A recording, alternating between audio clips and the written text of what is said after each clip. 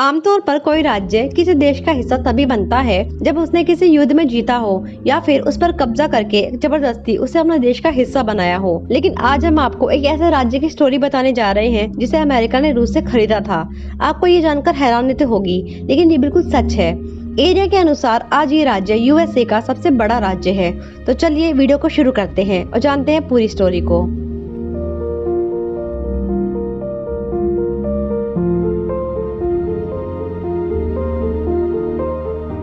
आज जहां जमीन के एक छोटे से टुकड़े को लेकर भी दो देश आपस में लड़ जाते हैं, वहीं रूस ने अमेरिका को अपना ही एक हिस्सा बेच दिया था और उस हिस्से का नाम है अलास्का, जिसे उस समय रूस के राजा जार अलेक्जेंडर सेकंड ने बेचा था। इस राज्य का नाम अलास्का रूसी साम्राज्य के समय से ही इस्तेमाल होता आ रहा है, जिसे अमेरिका ने भी चेंज नहीं किया। इसके ईस्ट में कनाडा, नॉर्थ में आर्कटिक महासागर, साउथ वेस्ट में प्रशांत महासागर और वेस्ट में रसिया है। अलास्का की पहाड़ियों पर उगने वाली हर चीज देश भर में करोड़ों में बिकती थी। यहाँ की पहाड़ियों पर जड़ी बूटियों के अलावा केसर और सिल्क भी काफी संख्या में निकलता था और ये ऊंचे दामों पर मार्केट में बिकता था। रूस की अन्य जगहों से आकर लोग यहाँ की पहाड़ियों पर बस गए और कुदरती चीजों को बेचकर उसका बिजनेस करने लगे। फिर एंट्री होती है बड़ी कंपनियों की, जिन्होंने अलास्का के खदानों और खनिजों पर अपना कंट्रोल करना शुरू कर दिया। इन लोगों ने वहाँ के मजदूरों से काम लेकर पहाड़ों से निकलने वाली चीजों को अपने गोदामों में भरना शुरू कर दिया, जिसके बाद वो इन चीजों को ऊंचे दामों पर अन्य देशों को बेचने लगे। जब रूसी गवर्नमेंट को इन सब चीजों का पता चला तो शासन ने कंपनियों से टैक्स वसूलना शुरू कर दिया। टैक्स के रूप में रशिया को काफी सारा पैसा मिलने लगा, जिसका श्रेय जाता है अलेक्जेंडर बर्नोवा को। अलेक्जेंडर बर्नोवा ने ही अलास्का में रशियन अमेरिकन कंपनी शुरू की। ये कुछ इस तरह से ही है जैसे कि ब्रिटिशर्स ने इंडिया में ईस्ट इंडिया कंपनी की शुरुआत की थी। इनके टाइम में तो सब ठीक ठाक रहा, लेकिन इनके रिटायरमेंट के बाद ने कंपनीज ने मजदूरों का शोषण करना शुरू कर दिया। मजदूरों को उनके काम का बहुत ही कम पैसे दिए जाते, तो मजदूरों ने इसका विरोध करना शुरू किया। धीरे धीरे इन सब कॉन्फ्लिक्ट के कारण व्यापार में मंदी आने लगी। आने वाले कई सालों में अलास्का में स्थित कई कंपनियां घाटे में पहुंच गई। इसके बाद सेना के लोग अलास्का के स्थानीय लोगों पर अत्याचार करने लगे, जिससे काफी लोग वहां से घर छोड़कर जाने लगे।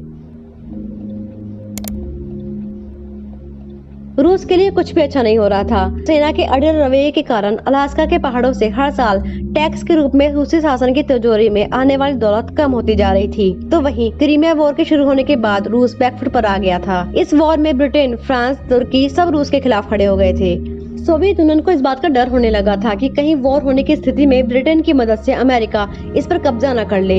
इस समय सोवियत यूनियन की आर्थिक स्थिति भी ठीक नहीं थी और अलास्का से सोवियत यूनियन को कुछ खास फायदा भी नहीं हो रहा था।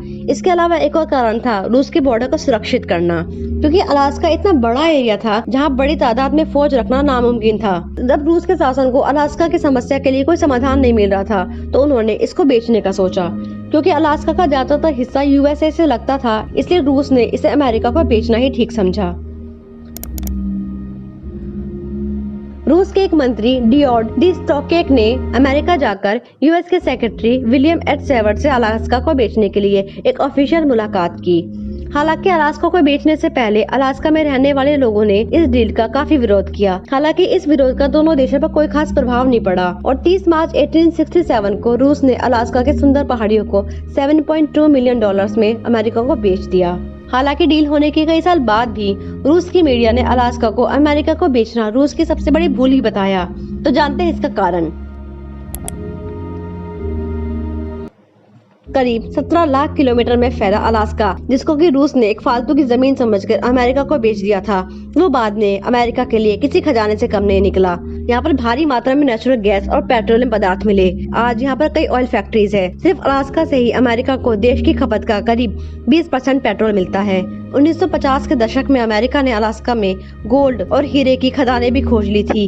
यहाँ से भारी मात्रा में गोल्ड भी निकलता है। इसके अलावा फिशिंग और टूरिज्म भी आय का एक बड़ा जरिया है। हर साल यहाँ लाखों की संख्या में टूरिस्ट पहुँचते हैं। तो ये तो थी अलास्का को लेकर अमेरिका और रूस के बीच हुई डील की स्टोरी। आपका इस बारे में क्या सोचना है, प्लीज कमेंट करके बताएं। अगर आपको वीडियो पसंद आया हो तो प्लीज इसे लाइक करें और ऐसी और भी वीडियोस देखने के लिए इस चैनल को सब्सक्राइब करें।